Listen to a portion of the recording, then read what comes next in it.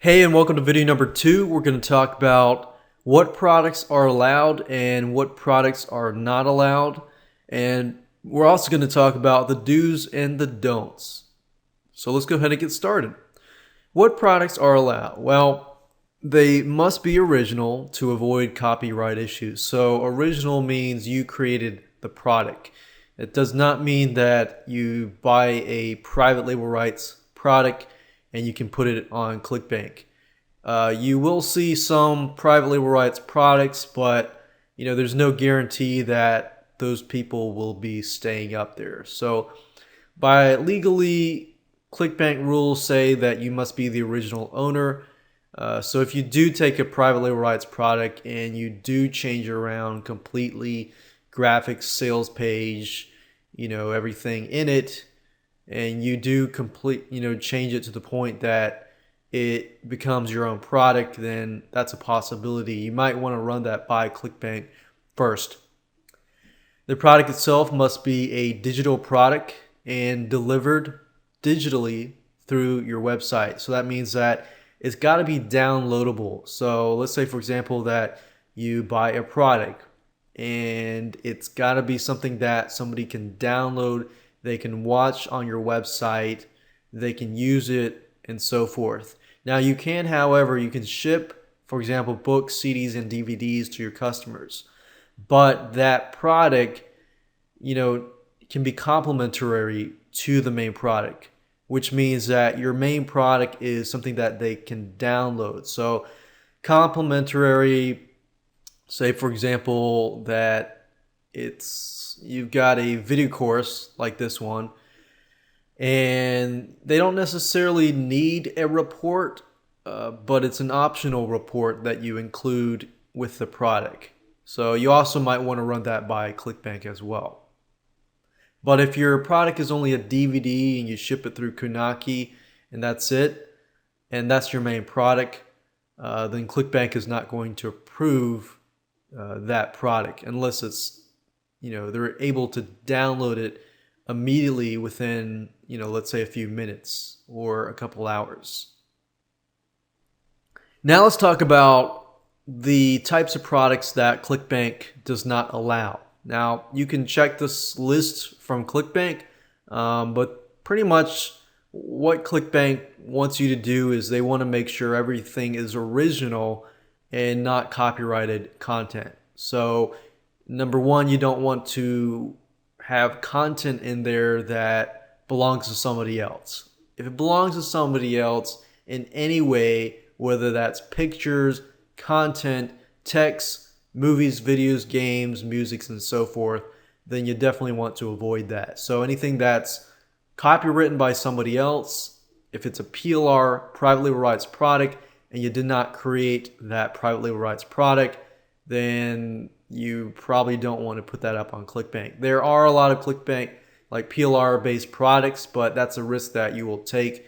That's a risk that you will take that, might close your account down. So you definitely want to avoid doing that. Now, anything illegal, anything unethical is generally what ClickBank does not like. However, some people's definition of legal and unethical can be different. So that's why there's this list of products. Number 3, we have spyware. Obviously, you can have an anti-spyware software, but you don't want to be selling viruses and spyware. And people do that. Anything with existing debts, promissory notes, digital cash, spending counts, money transfers, gift certificates, and most likely a lot of these things is because somebody else did it and it just didn't work out. You got securities, stocks, bonds, deeds, titles, lottery tickets, sweepstakes, wagers, wager pools, gambling, or betting of any kind. There used to be a lot of gambling products, but a lot of them were pulled off. Pornography, any type of pornographic entertainment. Juarez is basically like illegal stuff. Pirated software, pirating tools, hacking tools, proxies, remote bots. Proxies are basically IP addresses, shell accounts, dial-ups or dial-ins, phone services, phone minutes, cell messaging, SMS type stuff. And if you really don't know what this stuff is, then good. You don't have that product. Spamming type tools, fake ID tools, credit reports, credit repair, professional services, including accounting, legal, medical, pharmaceutical services. And a lot of these, like I said, credit reports and credit repair. It's also because, FTC, ClickBank is in the USA. So, the FTC, where the FTC says not to do, they try to avoid that as well because it just makes their lives more complicated. Social security number searches, term papers or other academic works, anonymous proxies, proxy lists, password lists, hotel and travel reservations, seminar tickets, vouchers, event reservations, franchises, franchise opportunities, MLM type stuff, basically pyramid stuff, products about marketing through Craigslist or social networking sites like social media type stuff, any materials containing and endorsing discrimination, violence, hatred, revenge, racism, victimization, criminal activity, and any other category ClickBank decides to prohibit. So the last one is kind of vague, but obviously anything illegal, you want to probably move away from that. It's always good to check with them,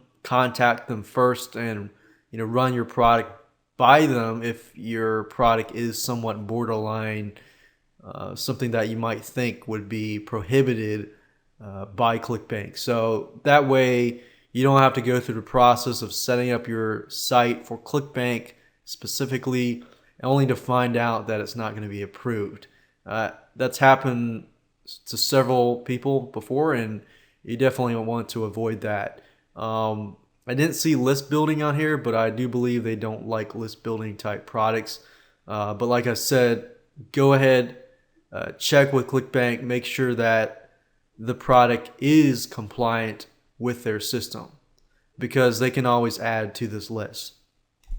Now I want to talk about the do's and the don'ts. Two things, several things, but the first two things are primary. Number one, your pitch page must describe the product clearly.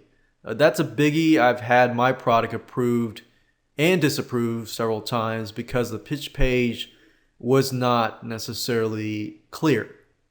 If your sales page is not clear as to what it is selling, what the person gets, and then how to buy the product and have a money back guarantee, then they're not going to approve that. Especially they look specifically on your money back guarantee.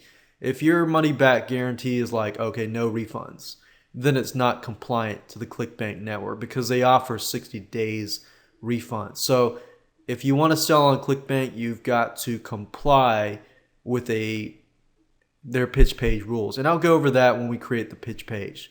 Number two, your thank you page must give the product or give instructions on how to get the product immediately. So let's say for your example, your thank you page is your download page. If your download page has the files, then great. But let's say you're using some sort of script like Amember Pro or some sort of security script that requires them to create an account so that they get the downloads. You need to make sure specifically that, okay, number one, you need to do this. You need to create your account to get the files and so forth. You need to be very, very clear. Otherwise, ClickBank will look at that and they'll say, oh, it's confusing. You need to fix this and that. So you want to make sure that you get everything right the first time so that you don't have to get disapproved, and go through the process of doing that.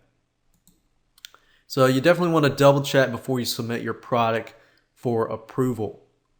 Because let's say, for example, a recurring billing products. ClickBank says that there are no changes that can be made to recurring billing products after they are approved. So you want to make sure that you get it right the first time. Another thing that they want is pretty obvious, but a lot of vendors do miss out on this. You want to make sure that you support your customers via email, phone, or help desk. You don't have to do phone as long as you do via email and help desk, but you want to do this to prevent refunds and chargebacks. And ClickBank does monitor your refund rate and your chargeback rate. So if you get a lot of refunds and you get a lot of chargebacks, a lot of times they will actually ban you from their network. So you definitely want to make sure that people are clear, that you will honor your refund, your money back guarantee, and your refunds and your chargeback to avoid those chargebacks. Because when they do charge back, you have to kind of pay a fee with any payment processor, a PayPal or ClickBank. So you definitely want to avoid that. And even if you do get a chargeback, that doesn't always mean it's your fault. It just means that the customer didn't contact you to get that refund. And another thing, they can also contact ClickBank to get a refund as well. And also you want to make sure that it's easy for affiliates to promote your product. You want to make sure that you provide them with the necessary tools to do so that they can bring sales to you. And that's the beauty. You get people promoting your product, even though you might get, 25 to 50% commissions, you're really not doing much except the affiliate's doing all the work. You're just providing the product itself and the support. A couple don'ts. There's not a lot of don'ts, but basically, as long as you comply with ClickBank rules, then the don'ts that are left are you don't want to ignore your customers unless you want refunds and chargebacks and bad feedback. So definitely keep your attention on your customer and make sure you take care of your customer. Don't skip video number 9. Video number 9, we're going to talk about how to choose the right categories, how to add the correct marketplace title, description, and so forth before you pay your activation fee. So you definitely want to make sure you get everything right because this is one of the fundamental basics. And don't violate trademark, copyright law, or DMCA, which is the Digital Millennium Copyright Act. So you definitely want to make sure the product is yours. You don't want to violate copyright. You don't want to use pictures that are not yours. And if you do use pictures, and make sure that you use a royalty-free site like bigstockphoto.com or iStockphoto.com. So with that said, let's move on to video number 3. We're going to talk about the vendor checklist, what you need to have. We're going to go over to sites and show you what you need to get before you move on to video number 4, which is going to be the fun part. You're going to get to see step by step what you need to do, and you get to watch some screen capture videos, which are a lot more fun.